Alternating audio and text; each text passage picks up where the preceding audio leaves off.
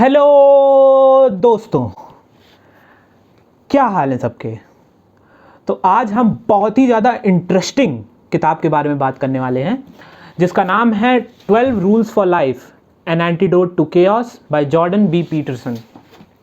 First of all I want to confess something.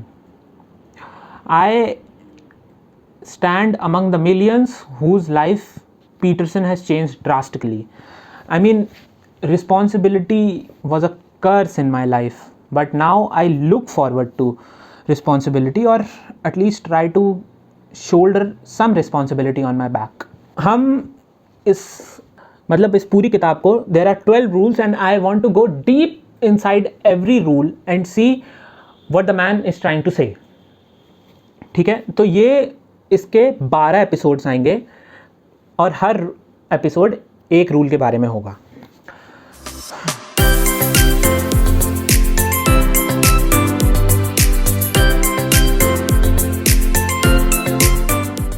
तो let's begin from the rule 1 which is stand up straight with your shoulders back. ये बहुत ही बड़ा meme बना Jordan Peterson के ऊपर। He talks about lobsters and how they structure themselves in a hierarchy or position themselves in a hierarchy. So, first of all, we all know that animals have a territory mapped out in which they stay. And if they go into the unknown, they automatically feel disturbed because they got into the chaos, which I will talk about in a bit. So Jordan Peterson says, there are 2 lobsters और वो अपनी territory के लिए fight करते हैं।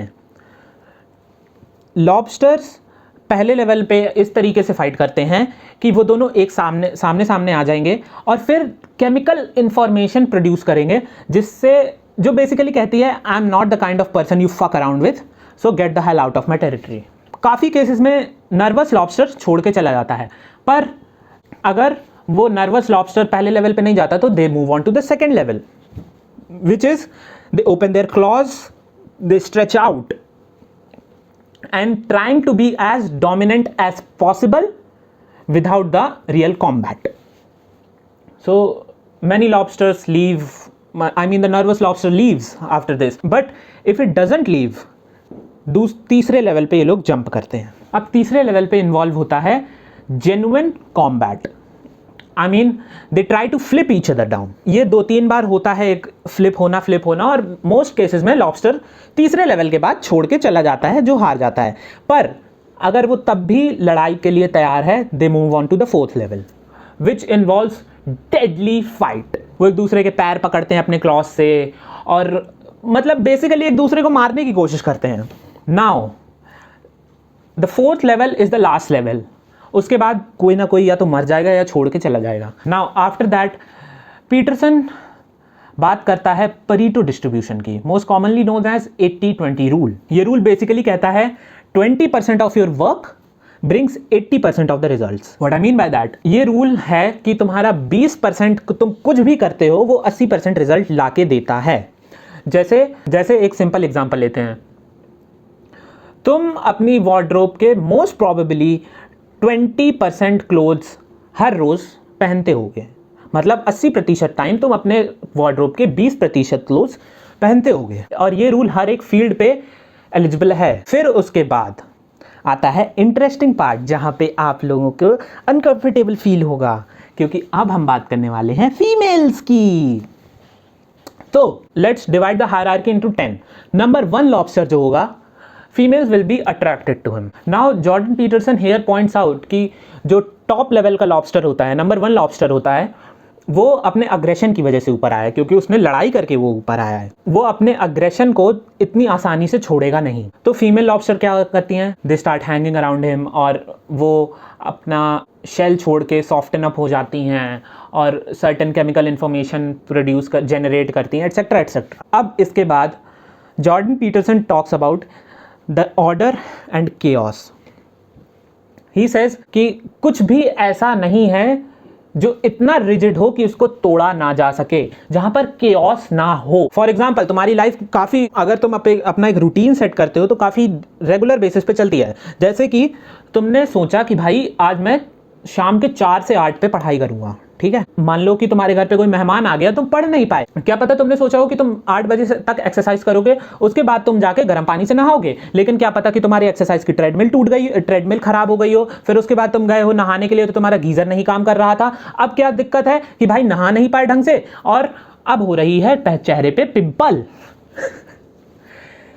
तो तुमने सोचा था कि सब कुछ ऑर्डर में होगा, पर हमेशा वहां पर कुछ ना कुछ chaos होगी। और Jordan Peterson explains this by using the yin and a yang symbol. Now if you look at the yin and a yang symbol, you will see that जो दो serpent like structure होते हैं, एक serpent structure black है और एक serpent structure white है, और वो पूरा का पूरा सर्कल बनाते हैं मिलकर। अब अगर तुम yin and yang symbol को ध्यान से देखोगे तो there is something known in the unknown and there is something unknown in the known। हर जगह पर अगर तुम yin and yang सिंबल को ऑर्डर एंड chaos की तरह देखोगे तो हर दोनों ही चीजों में कुछ ना कुछ ऑर्डर है और कुछ ना कुछ chaos है, and that is a brilliant idea. क्योंकि यार तुम कुछ भी उठा के देख लो ऑर्डर एंड chaos के पर्सपेक्टिव से, हमेशा कुछ ना कुछ चीजें ऑर्डर में होंगी और उनको तोड़ने के लिए कोई ना कोई chaos होगी। हम एग्जांपल लेते हैं हैरी पॉटर का। जब हैरी पॉटर पहले पार्ट में हॉगवर्ट्स के लिए जा रहा होता है तो जब वो हैग्रिड उसको उस गली में ले जाता है और वो बैंक को देखता है, तब हैग्रिड उससे कहता है कि बैंक और हॉगवर्ट्स ज़्यादा सेफ प्लेस कहीं भी नहीं है। और जैसे जैसे तुम आगे बढ़ते जाओगे मूवी में तुम पाओगे कि हॉगवर्ट्स में भी बहुत बड़ी chaos है और बैंक में भी बहुत बड़ी chaos है। वहां पे बैंक में तो पूरा ड्रैगन है, पर तुम हर chaos को ऑर्डर में चेंज कर सकते हो, ठीक है। अब उसके बाद हम वापस आ जाते हैं हायरार्कीज में। अगर तुम नंबर 1 लॉबस्टर हो, तुम ज़्यादा सक्सेसफुल हो, तुम्हारे पास ज़्यादा अपॉर्चुनिटीज़ हैं, लोग तुम्हें फेवर जल्दी करेंगे आसानी से, और फीमेल अट्रैक्शन की तुम्हारे पास कमी नहीं होगी क्योंकि तुम ऑटोमेटिकली अट्रैक्टिव हो जाते हो अगर तुम कॉम्पिटेंट हो। Well, I am taking an example as a lobster, but this also implies in the human being. If you are a number 10 lobster in the hierarchy, your living condition is bad, your food is bad, your mental health is bad, you are not an element of attraction unless someone is as desperate as you, जो कि मेरे हिसाब से अच्छी motivation नहीं है attractive होने के लिए। You are more likely to fall ill, तुम बीमार जल्दी होगे, जल्दी मर जाओगे। और अगर तुम्हारे पास पैसा भी है तो भी उसका कोई फायदा नहीं होने वाला। तुम्हारे पास अंधा पैसा है पर तुम्हें पता ही नहीं उसका क्या करना है, यूज कैसे करोगे। और अगर तुम्हारे पास पैसा है, you are more likely to fall in the trap of drugs, alcoholism, etc. और वहां पर तुमको ऐसे लोग मिलेंगे जो तुम्हारी जान के भूखे हैं क्योंकि तुम्हारे पास पैसा है। Now, Jordan Peterson talks about bullying, जो कि मैं एक स्टोरी से समझाना चाहूँगा। जब मैं छोटा था, मतलब अभी भी छोटा हूँ, पर 10-11 साल की उम्र में मेरे घर के बाहर स्कूल बस आती थी मुझे लेने, और कभी कभार मैं स्कूल बस में लेट पहुंचता था। तो एक लड़का होता था और वो जब भी मैं लेट पहुंचता था, जो कि कुछ ज़्यादा ही टाइम था, पर जब भी मैं लेट पहुंचता था तो वो लड़का मुझे हमेशा कहता था कि अरे तुम तो हमेशा लेट हो जाते हो और मम्मी से कहा करो जल्दी तैयार किया करे, एटसेट्रा एटसेट्रा। वेल, और सब हंसते थे मेरे ऊपर और मैं उससे कुछ कहता नहीं था, मैं चुपचाप जाके सीट पे बैठ जाता था। और वो लड़का था भी, जब मैं 3rd-4th ग्रेड में था, वो 11th-12th ग्रेड में होगा मोस्ट प्रॉबेबली। पर जब मैंने अपने एक फैमिली मेम्बर को ये बात बताई, they said that you should tell that person that I am not the kind of person you fuck around with. और उसके बाद मैं उसके पास गया, अगले दिन मैं फिर से लेट हो गया, मैं उसके पास गया और मैंने बोला, he said the same thing and I said हाँ तो तुम कौन होते हो बोलने वाले। Luckily there were teachers to protect me, वरना I could have gotten my ass beat. I am trying to tell you the point that Peterson is trying to make. If you say no to the operation early on and you mean what you say, then the scope of operation will remain bounded। अगर तुम एक level पे आके कह देते हो कि भाई अब नहीं चलेगा ये, तो मोस्ट प्रॉबेबली वो वहीं तक सीमित रहेगा. Now we are at the conclusion of this rule. How do I put this? First of all, Peterson takes an example. जब तुम बहुत खुश होते हो और हंस देते हो तो वो कभी कभी क्या होता है कि हंसी एम्पलीफाई हो जाती है, और ये सब लोगों ने एक्सपीरियंस कर रखा है. फॉर एग्जाम्पल, तुमने एक जोक पे हंसा और तुम्हारा दोस्त भी तुम्हारे साथ हंसने लगा, और तुम उस जोक पे जितना हंसना भी नहीं चाहिए था उतने उससे ज़्यादा हंसने लगे. ठीक है.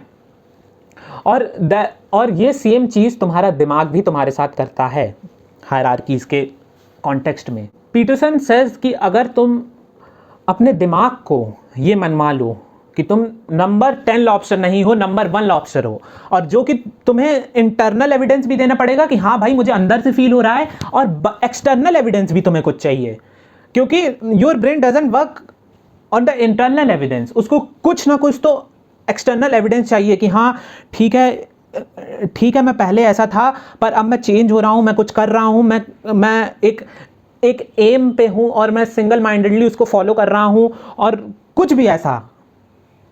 उसके बाद ही तुम धीरे धीरे नंबर 1 बनने लगोगे हायरार्कीज में. अब तुम सोच रहे होगे कि आनंद भाई ये सब तो ठीक है, तुमने ये सब बता दिया, पर मैं इसका करूं क्या? मतलब ऐसे सीना तान के सीधे खड़े हो जाने से तो कुछ नहीं होगा ना. और प्लस लोग हैं जो मुझको, अगर मैं ऊपर एम करके उसकी तरफ बढ़ रहा हूं तो नीचे खींचने की कोशिश कर रहे हैं, तो मैं करूं क्या? Now here I would like to read something from the book. ठीक है. Now Jordan Peterson writes, standing up straight with your shoulders back is not something that is only physical, because you are not only a body, you are a spirit, so to speak, a psyche as well.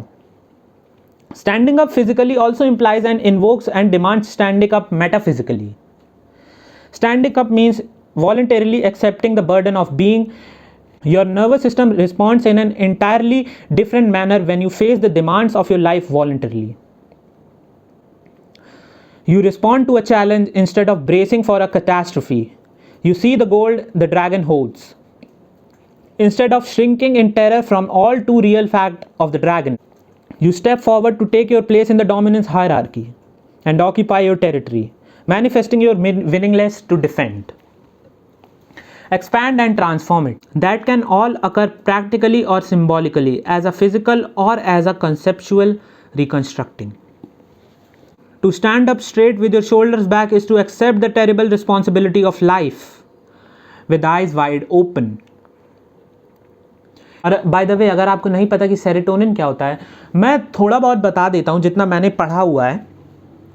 Serotonin is basically a hormone which stabilizes your mood, feelings, well-being.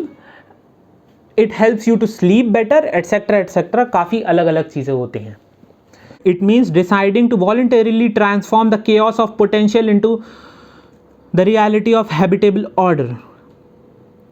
It means adopting the burden of self-conscious vulnerability and accepting the end of the unconscious paradise of childhood, where finitude and mortality are only dimly comprehended. It means willingly undertaking the sacrifice necessary to generate a productive, meaningful reality. It means acting to please God in an ancient language. To stand up straight with your shoulders back means building the ark that protects the world from the flood, guiding your people through the desert after they have escaped tyranny, making your way away from comfortable home and country, speaking the prophetic word to those who ignore the widows and the children. It means shouldering the cross that marks the X, the place where you and being intersect so terribly. It means casting dead, rigid, and too tyrannical order back into the chaos in which it was generated. It means withstanding the ensuing uncertainty and establishing, in consequence, a better, more meaningful, and productive order. So attend carefully to your posture. Quit drooping and hunching around. Speak your mind. Put your desires forward as if you had a right to them, at least the same right as others.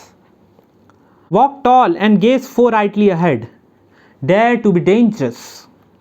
Encourage the serotonin to flow plentifully through the neural pathways desperate for its calming influence. People, including yourself, will start to assume that you are competent and able, or at least they will not immediately conclude the reverse.